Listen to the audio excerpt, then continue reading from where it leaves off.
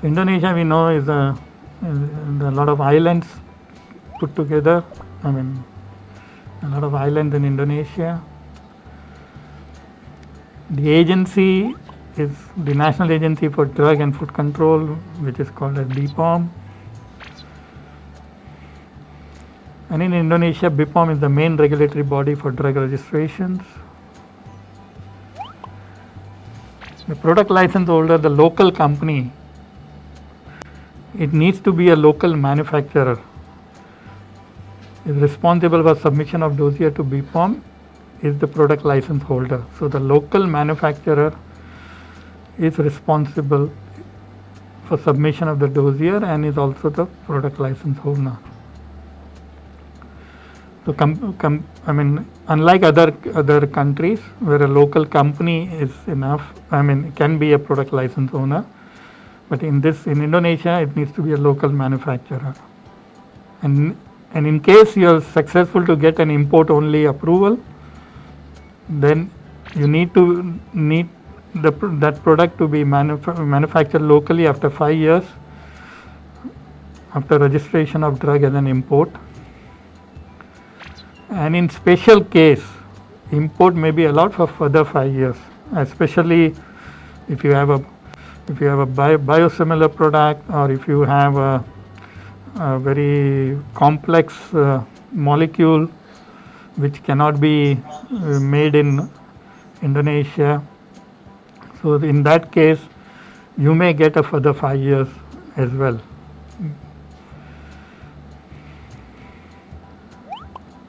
So basically, there are 3 types of drug registrations in Indonesia.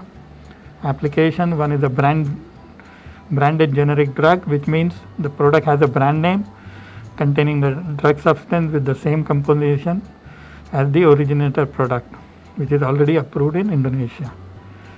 Second is a generic drug with a name given in accordance with INN. So it's like not like a Tylenol brand name, but like a paracetamol will be sold under INN name and as specified in the National Health Program. And the third is the first generic drug, means the first generic drug registered in Indonesia with the same drug substance as that of originator drug approved in Indonesia. So these are the 3 types of drug applications which you can make in Indonesia. So the products which are allowed to register are locally manufactured drugs, which is obviously, and then they are imported drugs. Now for imported drugs, the registration is permitted only in below. One is whether the drug is under a national health program. So it is required under the national health program, and there is not enough quantities available within the country, then it can be allowed to be imported. Newly discovered drugs can be imported. Drugs which are necessary but cannot be locally manufactured, again, this is due to technology constraint within the country, so those drugs also can be imported. And similar dosage form is not available. Like suppose if you have a change of a dosage form, like an ibuprofen tablet, and then you have an Advil which is a soft gelatin capsule. Now a soft gelatin capsule, if it is not available for ibuprofen, if it is not available in Indonesia, then it can be allowed for import if you provide the necessary documents. But then eventually within 5 years you have to make it locally. So that's another area. If the similar dosage form is not available, but it's available in the world, but it's not available in Indonesia, so there are chances that you may get a approval for this to import at least for the first 5 years. And if they feel that yes, it can be done, then they may even give it to you for 2 years, and they may ask you to manufacture locally within 2 years, not even 5 years. But for 2 years you can import, but within 2 years you have to transfer the technology to a local company. Indonesia is part of the ASEAN body, and it follows ASEAN CTD format for all drug dossier submissions. The language used is English and all Indonesian language. ASEAN, US FDA, EMA are preferable reference markets, but however no additional benefit or advantages are there.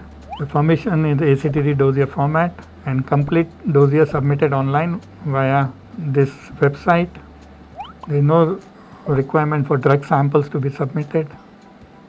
The approval timeline is 150 to 200 working days, and the fees are approximately $840 for products requiring BE and $500 for product not requiring BE. The registration, basically the registration of a product in Indonesia follows different steps. So the first step is the API manufacturer registration in case of a new API manufacturer. So it requires a GMP and API COA, and it needs to be applied in the system, and it takes 7 to 30 working days for approval. So once you get this approval for the API manufacturer, then it goes to the next stage, which is called as the pre-registration stage. In the pre-registration stage, it requires online submission of application form and whole dossier, and the timelines are best case is 40 working days and worst case is around 6 months. And once it is reviewed, they will issue a pre-registration result which is valid for 1 year from the issuance date. So within 1 year, then you have to submit the dossier. So pre-registration conducted for confirmation of registration category, registration timeline, fees, and additional registration documents required, if any. So if any additional registration documents are required, that you need to add and then submit the whole dossier in the submission stage. Then the registration stage. So here the complete evaluation of the dossier by BPOM, and it takes around 150 working days up to 1 year. And issuance of approval certificate and then registration certificates takes 3 to 4 weeks. Here they have a bit of a difference, that first they issue an approval certificate which has a registration number, and then you need to print this registration number on the pack. And once the first consignment is manufactured locally or it's imported and lands in Indonesia, then you have to submit the sample to BPOM for that one, and then a registration certificate is issued after 3 to 4 weeks. So they have an approval certificate and then they have a registration certificate. So registration certificate only happens after the first consignment is either manufactured, if it is a local registration, or if it is imported into the country. Indonesia accepts PIC GMP and GMP certified by PICS countries for imported product. Non-PIC GMP can be submitted, however BPOM requests for physical inspection in addition. So that is on a case-to-case basis. If you submit a WHO GMP certificate or some other national GMP certificate. B study is accepted from a foreign country and can be conducted at any accredited CRO, and then the reference product should be from Indonesia, or 3 media CDP comparative dissolution profile required for reference product used in BE, again the Indonesia reference product. So you can use a reference product from any developed country, but then you need to perform a CDP with the Indonesian reference product as well. So they need patient information leaflet, but not required for generics. You need SMPC required only for submission, and then package insert. And PIL should be in the local Indonesian language. SMPC and pack insert can be in English. The country specific requirements are timelines of approval are never as per BPOM schedule, so there is always a delay.